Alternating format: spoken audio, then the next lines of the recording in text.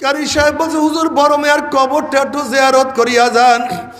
আমার দাদা যান রহমাতুল্লাহ আলাইহি যখন কবরের কিনারে দাঁড়াইলেন, তিনি অনুভব করতে আছেন কবরের মাটিটাকে উল্টাইয়া ফালাইয়া দিতে আছে। আমার দাদা যান যখন মুরাকাবার হালাতে কবরের দিকে তাকাইলেন, তখন তিনি দেখেন কবরের মধ্যে কোনো মানুষ নাই, কবরের মধ্যে একটা শুয়ার শুয়া রয়েছে। ওই শুয়ারের জিব্রাটা নিয়ে নবী সাল মধ্যে ঝুলাইয়া ফালাইছে, হাত পা ভাঙ্গিয়া সব একত্রিত করিয়া ফালাইছে। এই অবস্থা দেখি আমার দাদা যান চিল্লান দিয়া জঙ্গলের দিকে দৌড় মারলেন, বেহুশ হইয়া পড়িয়া গেলেন। কাঁটা সমস্ত শরীর রক্তাক্ত হইয়া গেছে। হুশে আসার পরে কারি সাহেব, একটা হারাম খোরের কবরের কাছে কেন আপনি আমাকে দাঁড়া করাইলেন? আল্লাহ তুই আমাদের মাফ করিয়া দাও। বাবারে তুমি কি দেখো না কত কবরে আযাব দেখা যায়, ধোঁয়া দেখা যায়, আগুন দেখা যায়।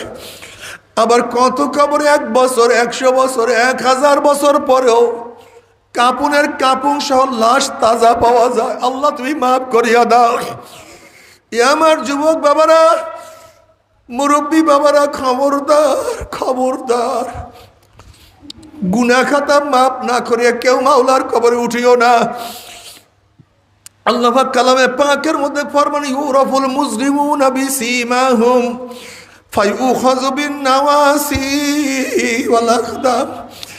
যেরকম বিজ্ঞ ডাক্তারের কাছে গেলে ডাক্তার চেহারা দেখিয়াই বলতে পারে কোন রোগের জাম রোগীর মধ্যে ঢুকছে, ঠিক কিয়ামতের ময়দানে নাফরমানদের চেহারা দেখলেই বুঝতে পারবে কোন ধরনের গুনাহ করিয়া নাফরমান কিয়ামতের ময়দানে উঠছে। এই আয়াতের তাফসীরে বিভিন্ন ধরনের চেহারার কথা বয়ান করা হয়েছে। যারা দুনিয়ার মধ্যে হারাম খাবে, হারামখোরদের চেহারা কিয়ামতের ময়দানে শুয়ারের সুরাত হইয়া যাবে। আল্লাহ মাফ করিয়া দাও। যারা নামাজ পড়বে না তাদের চেহারা আলকাত্তার মতো কালো হইয়া যাবে। আল্লাহ ক্ষমা করিয়া দাও। যারা ঠকবাজি করবে তাদের চেহারা বান্দরের সুরাত হইয়া যাবে।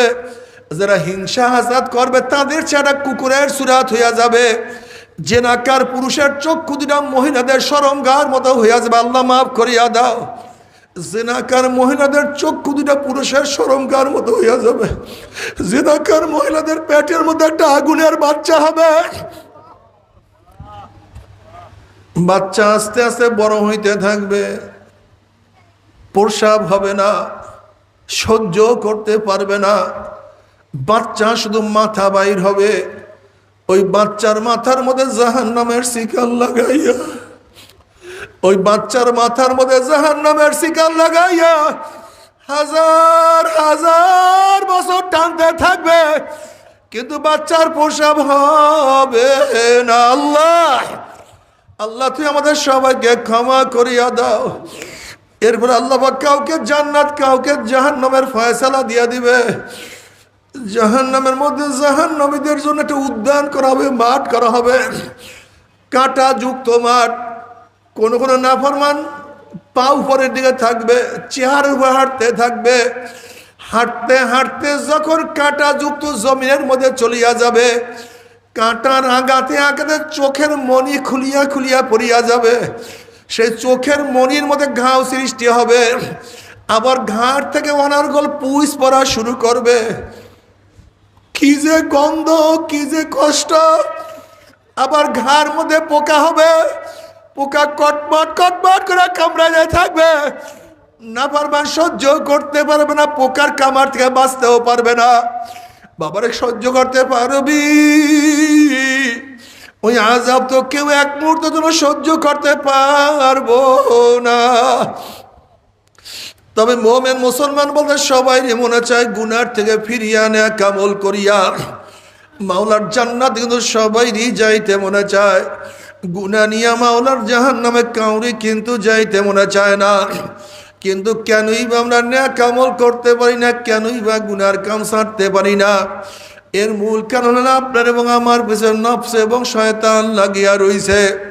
এই নফস এবং শয়তান থেকে ফেরার জন্য যে কোনো একজন হক্কানি আল্লাহর ওলির হাতে হাত দিতে হবে রে বাবা। খবরদার, বর্তমান জমানায় পীর মুরিদের নামে ভেজাল, ব্যবসা, দলাদলি, হিংসা হাসাদে পরিণত হয়ে গেছে। সমস্ত আল্লাহর ওলির একমত যেই পীরের 5 জন মুরিদের মধ্যে কমপক্ষে 3 জনকে দেখবেন আলহামদুলিল্লাহ সুন্নাত মাফিক আমল আকলাক মজবুত হয়ে যাইতে আছে, গুনার কাম ছাড়তে আছে, নেকের আমল ধরতে আছে, কলব নরম হইয়া চোখে পানি আসতে আছে। বৃক্ষতর নাম কি, ফলে পরিচয়। আমি চরমনায় বুঝি না, চরমনের দাওয়াত প্রশংসা প্রচার প্রসার করার জন্য আসিনি রে বাবা। তোমার চরমনায় যাওয়ার কোনো দরকার নাই, কোনো দরকার নাই, কোনো দরকার নাই। তুমি যার কাছে গিয়া পারো গুনার কাম ছাড়ো, নেকের আমল ধরো, কলব নরম করিয়া চোখে পানি নিয়ে মাওলার কবরে যাইও। যেরকম দুনিয়ার ঘরে আগুন লাগলে পানি ছাড়া নিবানো যায় না, ঠিক তদ্রুপ তোমার এবং আমার গুনার দ্বারা যেই জাহান্নামের আগুন জ্বলিয়া রইছে, চোখের পানি ও ছাড়া কিন্তু জাহান্নামের আগুন নিবানো সম্ভব না।